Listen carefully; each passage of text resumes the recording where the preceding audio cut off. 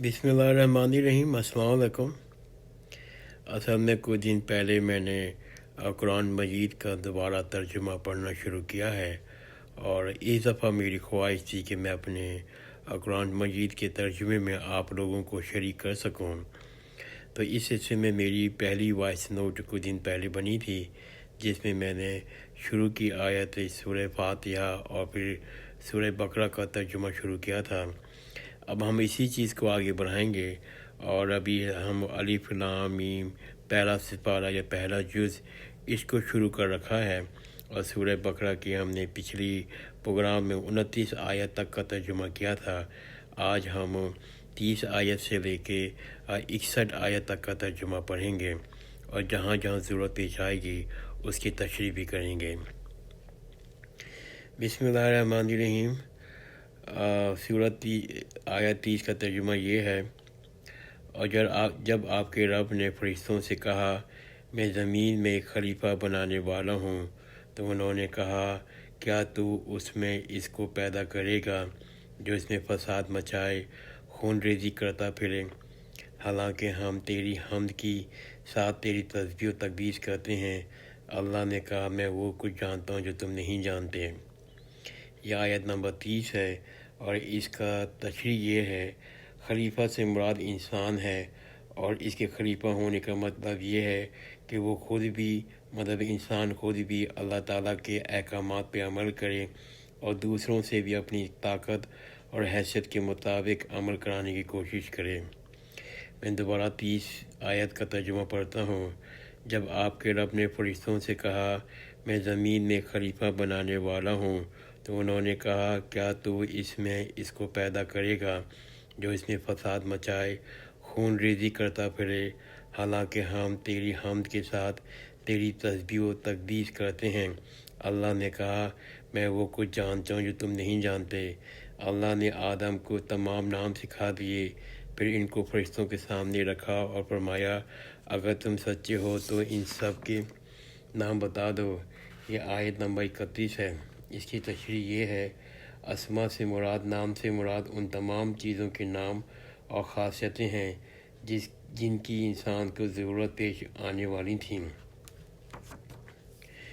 मैं दोबारा 31 तर्जुमा पढ़ लेता हूँ आयत का।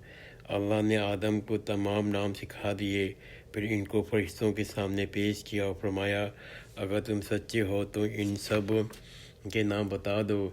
फरिश्तों ने अर्ज़ किया तू पाक है, हमें कुछ मालूम नहीं, हमें कुछ इल्म नहीं, हम तो इतना ही जानते हैं जितना तूने हमें सिखा दिया, बेशक तू ही इल्म और हिकमत वाला है। अल्लाह ने कहा है आदम तुम इनको इनके नाम बता दो।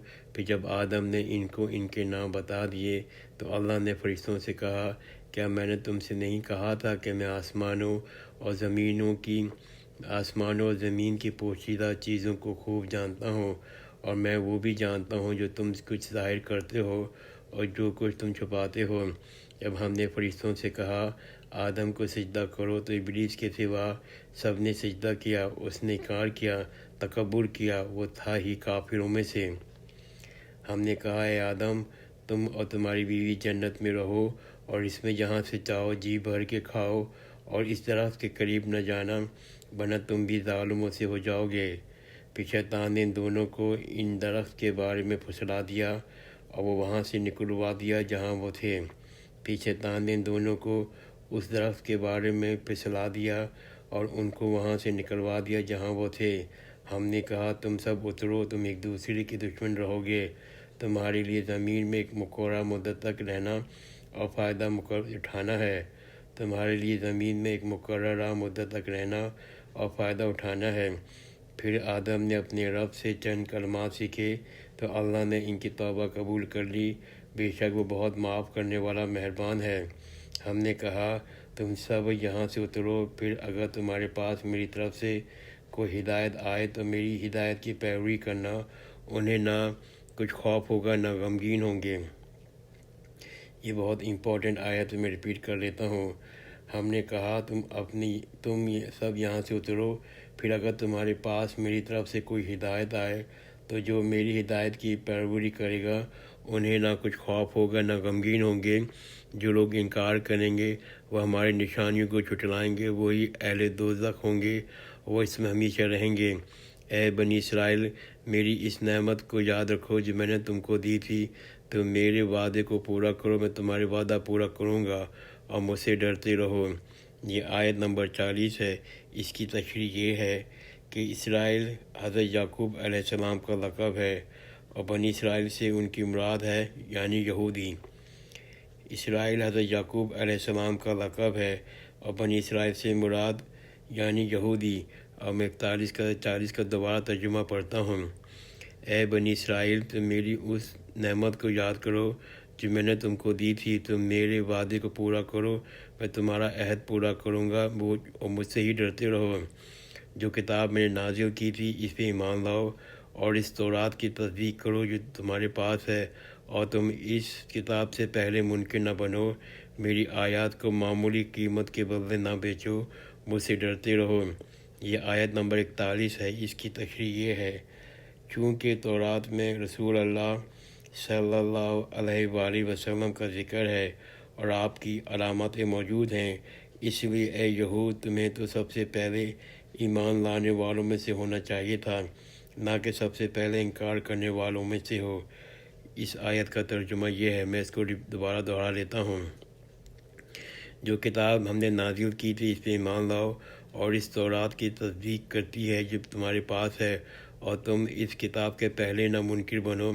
میری آیات کو معمولی قیمت کے بدلے نہ بیچو، مجھ سے ڈرتے رہو، اور حق کو باطل کے ساتھ نہ ملاؤ، نہ جان بوجھ کو حق کو چھپاؤ، اور نماز قائم کرو، زکوٰۃ ادا کرو، اور رکوع کرنے والوں کے ساتھ رکوع کرو۔ یہ 43 آیت ہے۔ اس کی تشریح یہ ہے، یہودیوں سے خطاب ہے اس آیت میں، اور چونکہ ان کی نماز میں رکوع نہیں تھا، اس لیے یہاں رکوع کا خصوصیت کے ساتھ ذکر کیا گیا ہے۔ یہود سے مراد ہے اس آیت میں، چونکہ ان کی نماز میں رکوع نہیں تھا، اس لیے یہاں رکوع کو خصوصیت ذکر کیا گیا ہے۔ میں آیت کا دوبارہ ترجمہ پڑھ لیتا ہوں۔ حق اور باطل کے ساتھ نہ ملاؤ، جان بوجھ کر حق کو نہ چھپاؤ، نماز قائم کرو، زکوٰۃ ادا کرو، رکوع کرنے والوں کے ساتھ رکوع کرو۔ کیا تم لوگوں نے نیکی کا حکم دیتے ہو؟ کیا تم لوگوں کو تو نیکی کا حکم دیتے ہو، اپنے آپ کو بھول جاتے ہو، حالانکہ تم کتاب تورات پڑھتے ہو۔ کیا تم عقل نہیں رکھتے؟ اور صبر و نماز سے اللہ تعالیٰ کی مدد حاصل کرو۔ بلا شبہ یہ نماز عاجزی کرنے والوں کے سوا سب پر بھاری ہے۔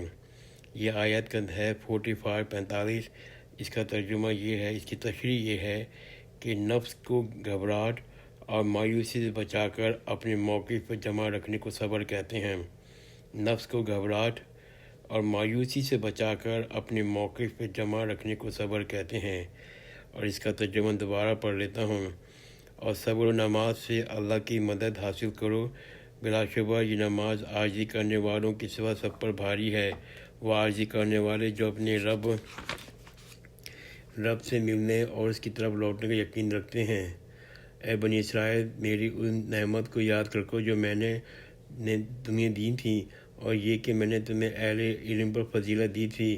اور اس دن سے ڈرو جب کوئی شخص کسی کے ذرا بھی کام نہ آئے گا، نہ اس کی کوئی سفارش قبول کی جائے گی، نہ اس کی طرف سے کوئی بدلہ لیا جائے گا، اور نہ ان کی مدد کی جائے گی۔ یہ 48 آیت ہے۔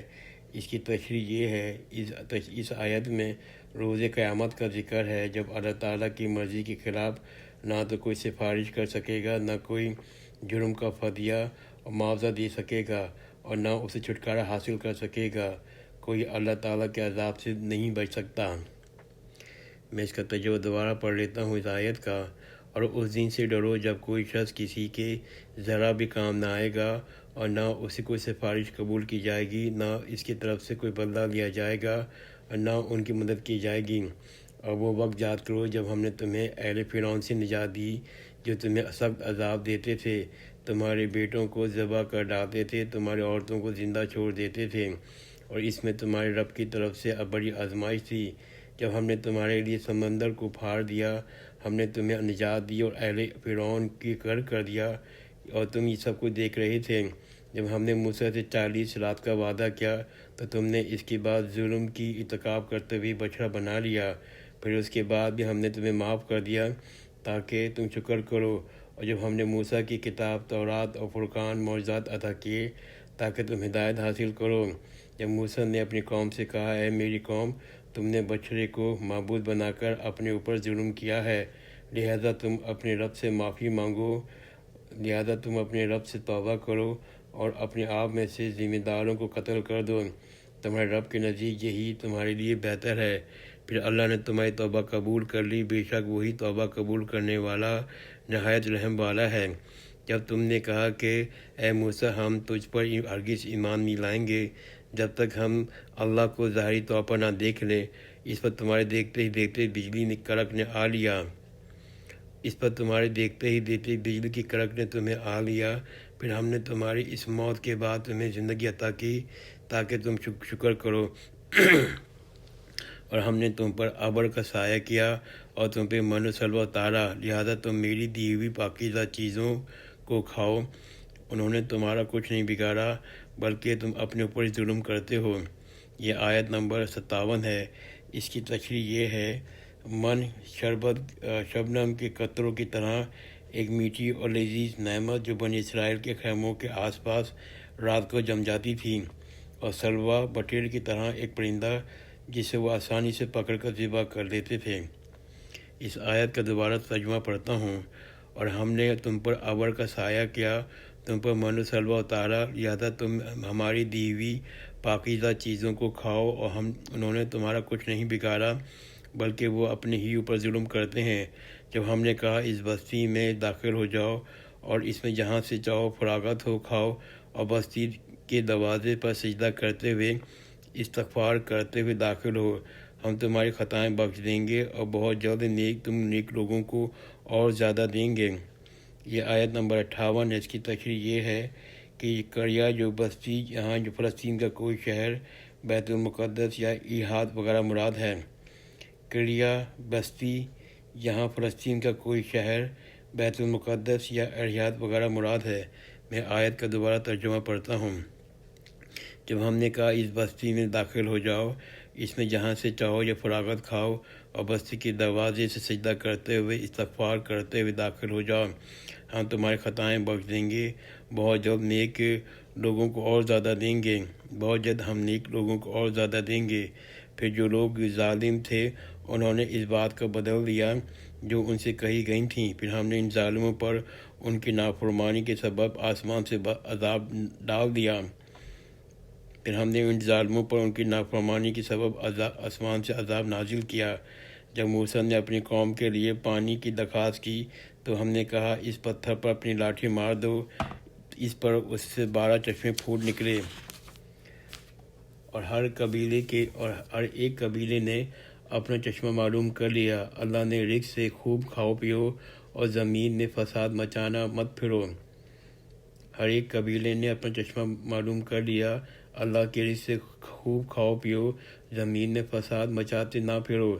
جب تم نے موسیٰ سے کہا، ہم ایک کھانے پر ہرگز صبر نہیں کریں گے، اس لیے تم اپنے رب سے دعا کرو کہ ہمارے لیے زمین سے اگنے والی چیزوں جیسے سبزی، ککڑی، گیہوں، مسور اور پیاز ہیں پیدا کرے۔